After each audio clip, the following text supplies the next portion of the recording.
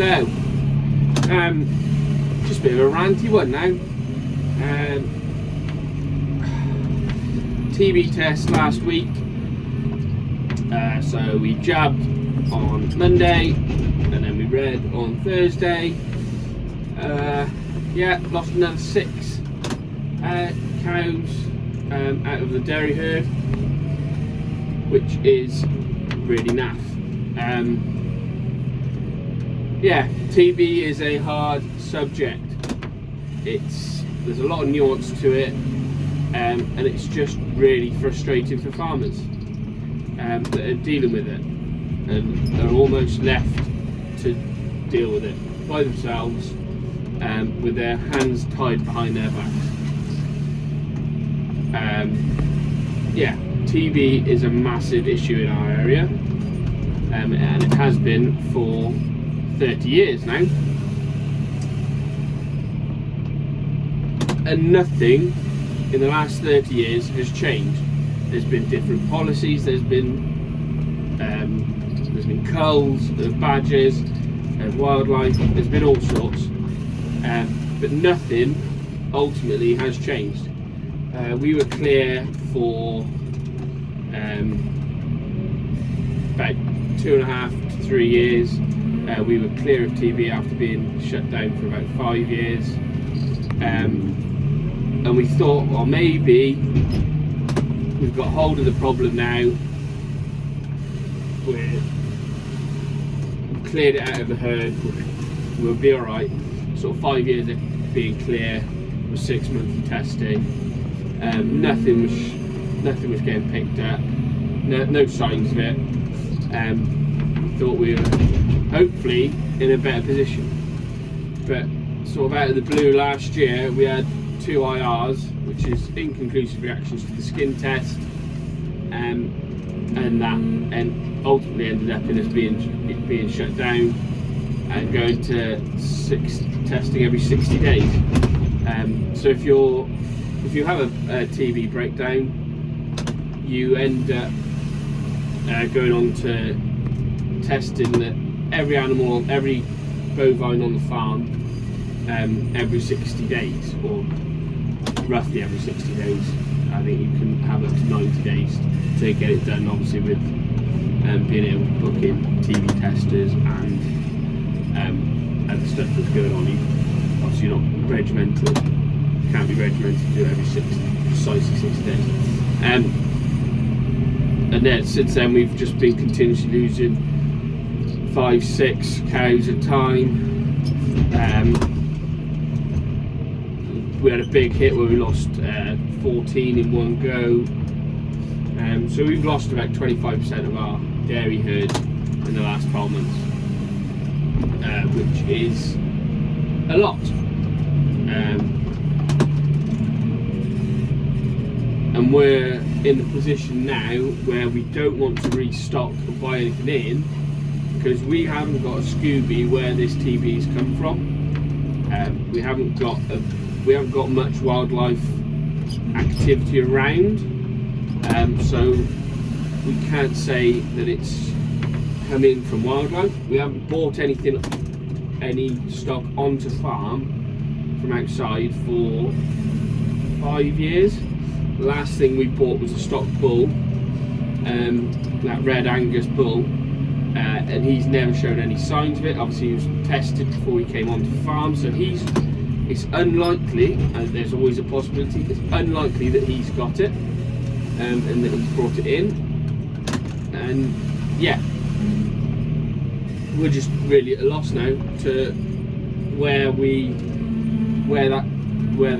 the problem is coming from, and ultimately there's nothing we can do about it. The only thing we can do is keep on testing and hope that we can find any cows or any stock on farm that might have TB. Just because the animal reacts to the skin test doesn't mean it's got TB. Just because an animal doesn't react to the skin test doesn't mean that they don't have TB. It's only sort of is 70% reliable, something like that. So yeah, just in a real hole now as to what we do. Because in terms of trying to run a business, TB has just shafted us properly in the last 12 months. We've had a 25% cut in the milk price, and we've had a 25% cut in our herd numbers. Okay, we get slightly compensated for the animals that we lose, but that's pretty devastating and a bit of a kick in the nuts, because you lose. It's not just the monetary value. You lose those genetics from your herd. You lose that potential earning. If you lose, we lost a lot of in the autumn. We lost a lot of in-calf heifers. So those are the animals that are most financially risky for you. So we have spent everything on those animals to get them into a position where they can come into the milking herd. They're most costly because they're not returning you anything at that point, but they have cost everything. And then you lose them, you don't get a calf out of them, and it's just and you never get that money back. You get a little bit of compensation from them, but that does not cover the cost of the calf that you potentially could have out of her, the loss of 5-6 years of her being in the dairy herd, and the cost of getting her to the position where she was at. And we're just back to square one now on breeding our own replacements. And it just forces the business then to hold on to cows that are probably getting towards the end of their time in the herd. You're almost forced into breeding from stock that you ideally wouldn't be breeding from, just so that you can get those herd numbers back up. Like, we don't really want to be buying in lots of replacements. There's a cost to that, and you don't know what other issues you're buying in. There's other diseases that you're potentially buying in. It's just bloody shit. So yeah, so everyone's pretty down now around the farm. There's not a lot of hope. The cows that we've got, they've been milking fantastically. We thought that we could just be on the sort of a bit of an upward trend now. If we could just get clear of TB, there's a lot of hope around going clear on this test last week. There was a bit of hope there that we could go clear. There'd be a bit of light at the tunnel, even though obviously milk prices just dropping off the cliff.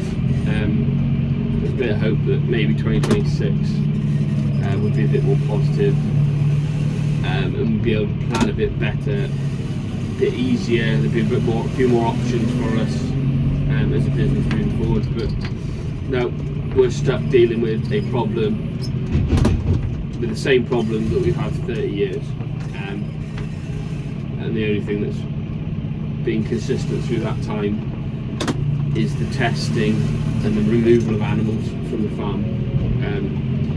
And I'm starting to get the opinion now that it is just a waste of time, this testing. We're testing and culling animals out of herds that don't necessarily have the TB.